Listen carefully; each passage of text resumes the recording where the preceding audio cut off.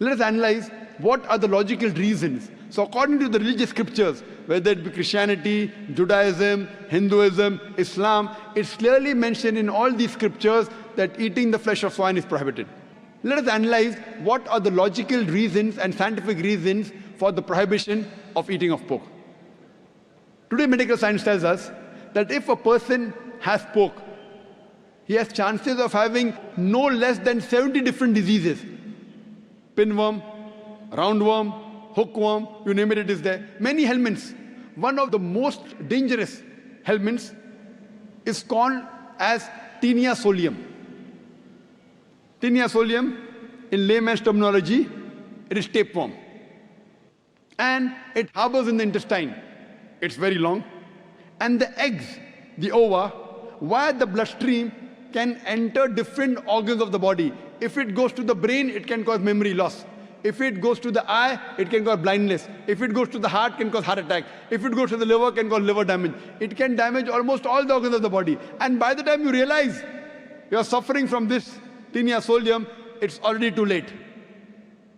The other dangerous diseases, if a person has pork, is Trichuria trichuriasis. And many people have a misconception that when you cook your food very well, these helminths die. According to a research, out of 24 people suffering from Trichuria trichuriasis, 22 have cooked the food well. That means the food that you cook in your house, the normal temperature you reach cannot kill the germs and bacteria and the ova that are there in the pork. There are various other reasons why a person should not have pork. Today science tells us that eating pork has got fat-building material. It has very little muscle-building material. Because of the fat-building material, a person has high chances of having hypertension, atherosclerosis, heart attacks. That's the reason more than 50% of the Americans, they suffer from hypertension because most of them are pig eaters.